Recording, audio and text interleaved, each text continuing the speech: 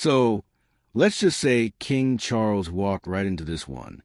After all the drama, the interviews, the Netflix mess, the lawsuits, the book, that Oprah moment, he still thought maybe, just maybe, a peace talk with Harry might be worth the trouble. And what happened? Boom. A front page leak. Cameras snapping from balconies. Names, times, even the drink menu practically. And of course, who's right in the middle of it all? Meghan and Harry again. It's hard to wrap your head around the fact that after everything, Charles still thought this would stay under wraps. He must have been hoping for some quiet backroom talks. But nope. Within days, the Daily Mail plastered it across headlines like it was a royal PR campaign. And the name on the byline, Charlotte Griffiths. Now, if you followed any of this before, that's not just some random tabloid reporter. She's basically Harry's unofficial press agent at this point. She's been writing stories for months that make him look like the lost prince trying to come home, the prodigal son unfairly shunned. So to see her name on this leak, yeah, that's not coincidence. That's a red flag. And here's the wild part. The location of the meeting wasn't some random cafe or hotel lobby. It was a private members club in London, basically a fortress for discreet elite. You don't just stumble across people having drinks on the balcony there. Paparazzi can't even get in. So, how did the press know exactly when and where to be? How were the images snapped so perfectly? Why were Charles's and Harry's team so conveniently visible outside for just 10 minutes? Either someone's a complete idiot or someone set it up. Now, let's talk about Team Sussex. Because right after the leak, they did what they always do, deny, deflect, and then quietly leak their own version of events to their go-to paper, The Telegraph. They claimed they were frustrated, that they didn't leak anything, that they just wanted peace, right? Because every time there's a royal olive branch, somehow the Sussexes' favorite reporters magically get all the details.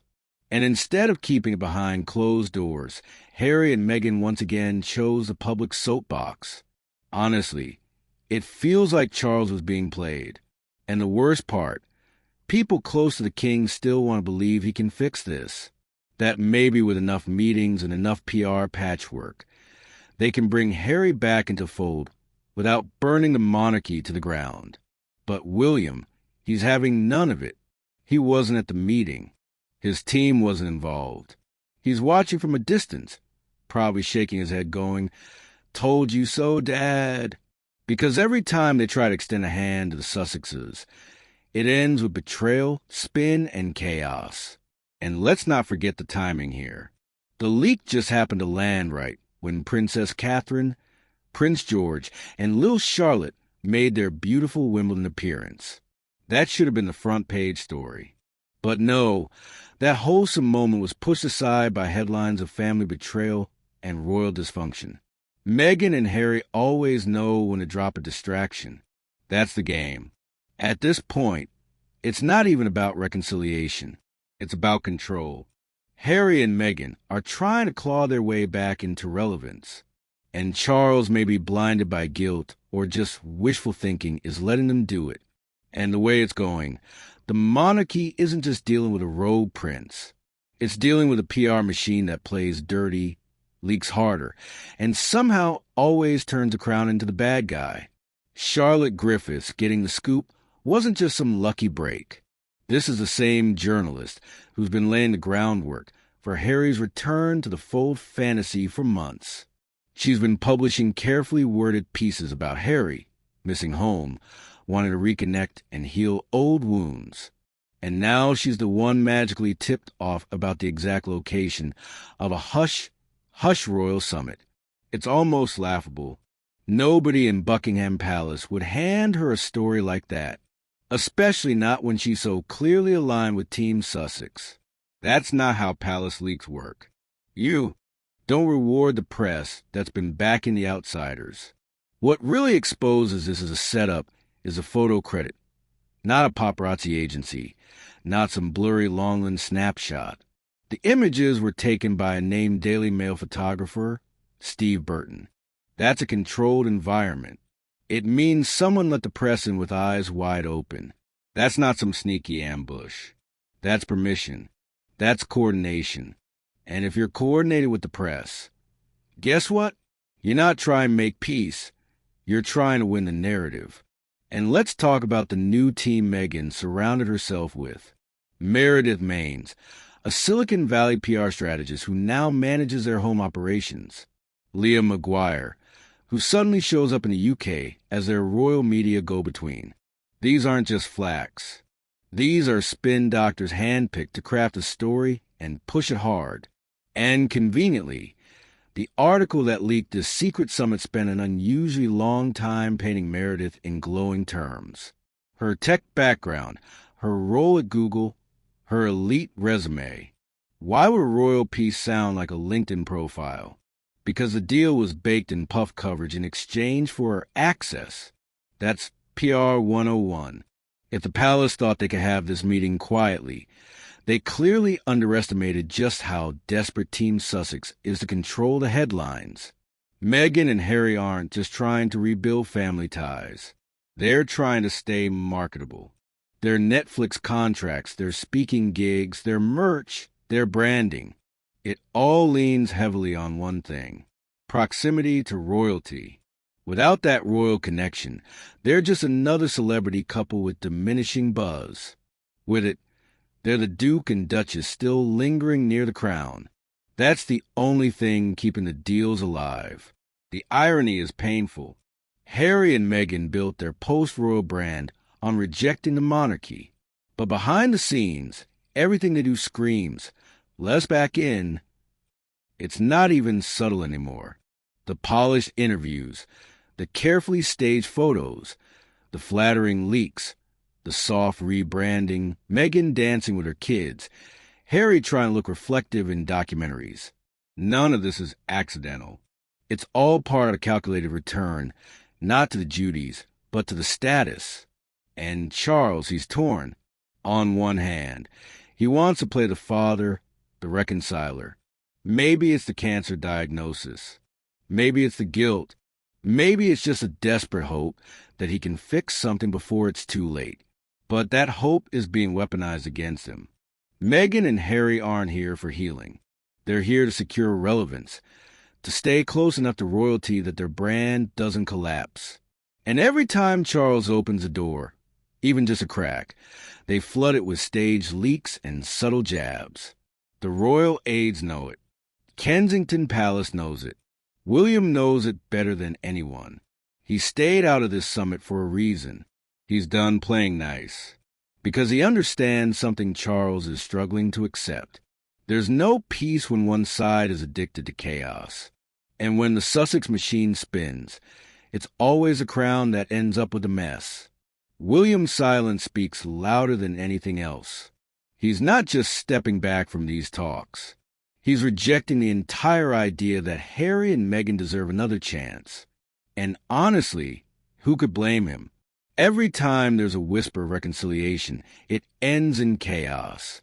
The working royals are trying to move forward, do their job, represent the monarchy with dignity. Meanwhile, Harry and Meghan are out here turning every private moment into a press opportunity. It's not just a betrayal of trust. It's a complete violation of the royal code. You don't use your father's cancer recovery as a PR boost. That's not family. That's business. The public sees it, too. You go online, especially on X or any royal forums, and it's obvious people aren't buying the redemption arc.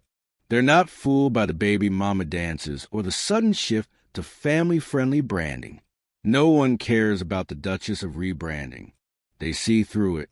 The real support is with William and Catherine. They're the future. They're the ones showing up, doing the work, looking stable, polished, and human.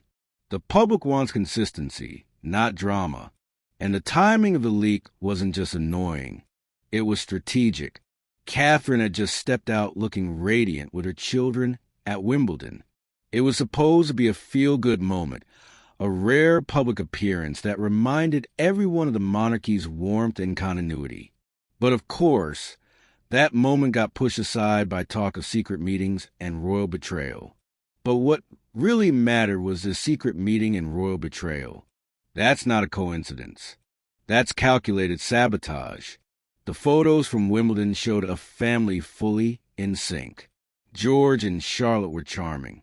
William was composed. And Catherine, despite everything she's been through, glowed. Her presence has become symbolic. She represents strength, tradition, and that quiet royal grace people respect. Seeing her surrounded by her children was a reminder of what the monarchy is supposed to be: grounded, dignified, forward-looking. And then you compare that with Meghan and Harry's carefully staged drama. And the contrast is almost laughable. The royals know that image is everything. And this is where Charles has to make a choice, not just as a father, but as a king. His personal emotions can't keep interfering with the bigger picture. If he wants to repair his relationship with Harry, fine. But it has to stay outside the realm of the crown. There can't be any more backroom meetings with public consequences. No more vague statements about unity that get twisted into Netflix trailers. No more fueling a PR engine that's clearly trying to milk every royal drop it can. The titles, the optics, the proximity, it all matters to Harry and Meghan, because they know once that connection is truly severed, they lose their value. It's not about love or healing. It's about keeping the brand alive. And right now, the king is feeding that brand by giving them just enough oxygen to keep it going. That's dangerous, not just for his legacy, but for William's future reign. If Charles really wants to do the right thing, he has to draw the line permanently. He needs to stop letting guilt cloud his judgment. The Sussexes made their choice. They wanted independence, freedom, a new life in America. They got it. Now they have to live with it. No more handouts. No more second chances. The crown belongs to the ones who stayed, who served, and who didn't turn their family into content. The monarchy can't survive half in, half out. And Charles, more than anyone, should know. When you invite chaos to the table, don't be shocked when it trashes a place.